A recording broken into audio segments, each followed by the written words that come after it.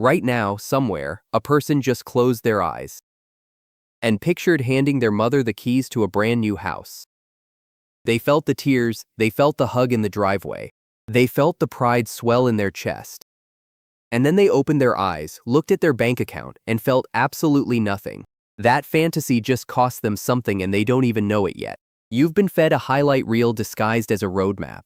You scroll through it, you nod, you feel motivated for about 11 minutes. And then you go right back to the same patterns that keep your account balance predictable. You know what that is? That's not inspiration, that's anesthesia. It numbs the part of your brain that should be asking harder questions. Questions like why you still believe that working more hours will eventually land you in that driveway moment, or why you think the gap between you and financial freedom is effort when it's actually architecture. Most people treat wealth like a feeling, something you arrive at, a house you hand to your parents, a morning with no anxiety, a grocery run where the total doesn't matter. But wealth isn't a feeling, and you can't build a structure on a fantasy. You build it on the most boring, unglamorous, uncomfortable truth available, which is that almost everything you currently believe about how money works is designed to keep you spending, not building. So before we go any further, I need you to sit with one uncomfortable idea. The version of wealth you've been chasing doesn't exist, not because rich people don't live well, they do, but because the path you think leads there was drawn by someone who profits from you never arriving. $2.5 million. That's the annual price tag for having the best minds on the planet focused on your life. Not a lifetime figure, not a decade, per year. Let that number settle for a second, because here's where the math turns cruel. The median household in America brings in roughly $67,000 a year before taxes. After rent, groceries, insurance, gas, and the minimum payments on whatever debt is already circling your ankles, you're left with almost nothing. So to afford one single year of world-class personal coaching, the kind where elite strategists and surgeons treat your problems like their passion project, you'd need to hand over every pre-tax dollar you earn for about 37 years straight. No food, no shelter, no electricity. Just a check written in invisible ink that your salary can never actually cash. Now zoom into something more urgent. Your mother gets a phone call from a doctor, and the word they use changes the temperature in the room. She needs a procedure, not the standard one. Your insurance might approve after 6 months of appeals and denials. The breakthrough one, the clinical trial with a waiting list that money can skip. For most families, that check doesn't exist. It's not hiding in a savings account somewhere. Nearly 2 out of 3 personal bankruptcies in this country trace back to medical costs. The average household has less than $1,000 saved for emergencies. So when the moment arrives, the one where money could literally convert into more years, with someone you love, the account reads zero. You're not writing a check, you're launching a fundraiser page and hoping strangers care enough to click. That gap doesn't stop at hospitals. It stretches into every room you'll never walk through. The green room after the show. The private dinner where people whose names you recognize already know yours. The back channel where opportunities circulate before they're ever announced publicly. Those spaces don't have doors you can knock on. They carry invisible price tags, and the cost of entry isn't just wealth. It's the kind of wealth that replenishes faster than it's spent. The kind most people's income structure will never generate. Not because they don't work hard enough, but because the arithmetic was never built to let them in. Here's the part that never makes it onto a vision board. The distance between your reality and those experiences isn't measured in hustle, it's measured in multiples. Your annual salary isn't a stepping stone toward that world. It's a rounding error inside of it. And until you see that with total clarity, every financial decision you make is just rearranging furniture in a room that's already on fire. Answer one question honestly, even if it's only to yourself. Do you actually know what your time is worth per hour right now? And have you ever once calculated what it would need to be? Picture someone getting up from a table mid-conversation and walking out. No apology, no explanation, no fear of what happens next. That single act, the ability to leave, tells you more about where someone sits in the wealth structure than any bank statement ever could. Now picture someone else at a different table.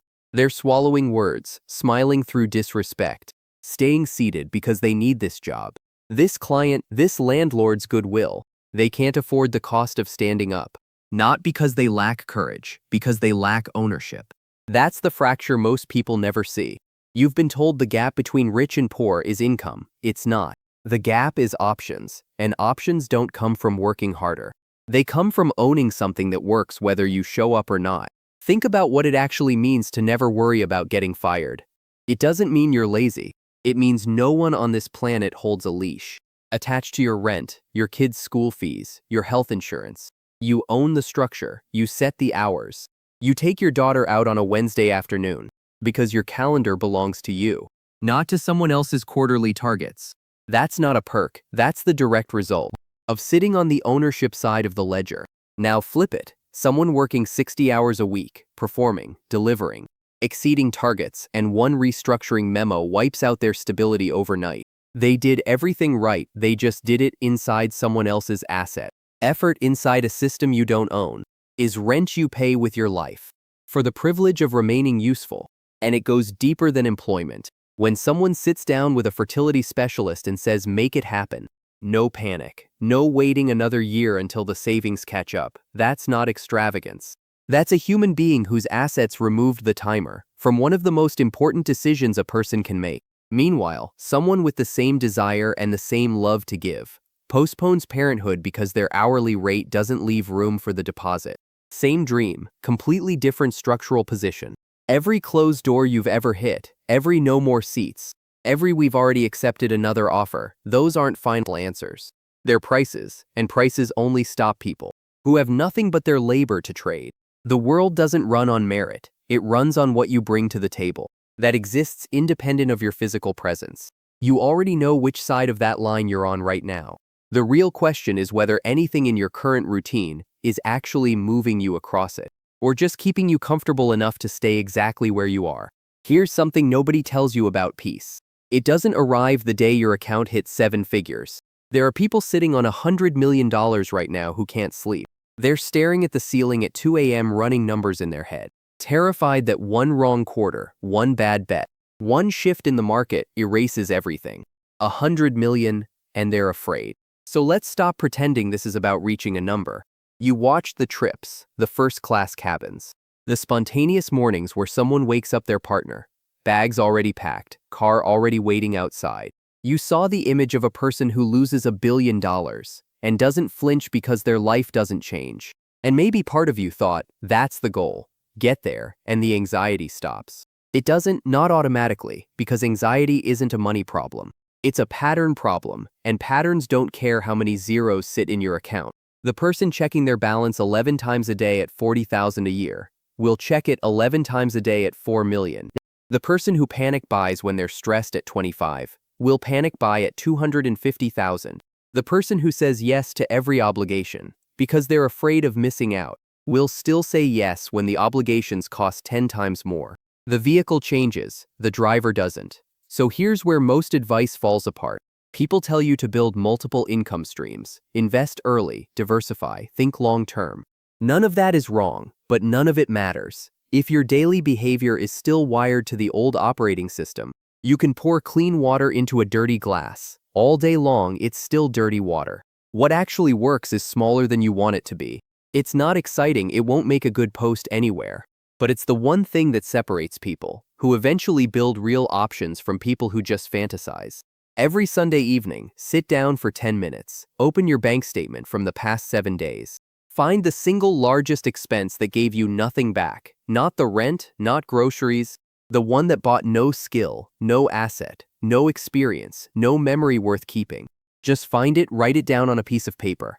Actual paper. Don't delete anything. Don't set a budget. Don't download an app. Just look at that number and put the paper in a drawer. Do that 4 Sundays in a row. By the end of the month, you'll have 4 numbers staring back at you. You didn't cut anything. You didn't restrict yourself, but something shifted. You started seeing the leak. Not because someone told you it was there, but because you found it yourself, with your own eyes. Right there in your own handwriting. That's the cut, not a strategy, not a system. A 10-minute habit that forces your brain to register what it's been trained to ignore. The people who eventually sit in those first-class seats, without a care in the world, didn't start with a windfall. They started by noticing where their money disappeared every single week. They got boring before they got rich. There's a version of you 10 years from now who wakes up on a Tuesday with nowhere to be. Not because you lost your job, because you designed it that way. You sit with coffee that's still hot when you finish it. You read something that has nothing to do with your career. You walk outside, and the morning doesn't feel like a countdown. A countdown to someone else's deadline. That person is not a millionaire. That person simply has enough. Enough that a broken transmission does not become a broken life. Enough that a medical bill is an inconvenience, not a catastrophe. Enough that saying no to a bad situation does not mean saying yes to hunger. But here's what nobody frames correctly. That version of you was not built by one big decision. It was built by something so boring you almost cannot sell it. A small amount, moved to the right place. On a schedule you did not interrupt. Quietly, invisibly, until one day the math is undeniable. Most people hear that and think decades. They picture themselves old, finally comfortable, too tired to enjoy it. That is the wrong picture. The buffer does not arrive all at once at 65. It starts working for you the moment it exists. The first time you have 3 months of expenses, sitting in an account you do not touch. Something shifts in your chest. You breathe differently in meetings. You negotiate differently. You sleep differently. That is not wealth. That is oxygen. And it compounds, not just financially, but psychologically. Calm people make better decisions. Better decisions build wider margins. And wider margins buy you time. Time is the only currency that actually converts into a life you would recognize as yours. Now, I want to be honest with you. You can close this video right now and nothing bad happens. There is no countdown, no secret window closing. You have full permission to walk away and never think about this again. That is your right and it is real. But if something in the last few minutes landed, if even one number made you flinch, or one sentence made you pause, then you already know what the smallest next step is. You do not need to overhaul your life by Friday. You need to find one recurring expense you forgot you were paying and cancel it. You need to open one account that is harder to reach than your checking. You need to automate one transfer, even if it is small enough to embarrass you. That is the entire ask. The people who actually build a life with breathing room are not the ones who made the boldest move. They are the ones who made the most boring move and then refused to stop. So here is what I want you to do. Drop one word in the comments, just one. Tell me the first thing you would do on that quiet Tuesday morning when the pressure is finally gone. Not the flashy answer,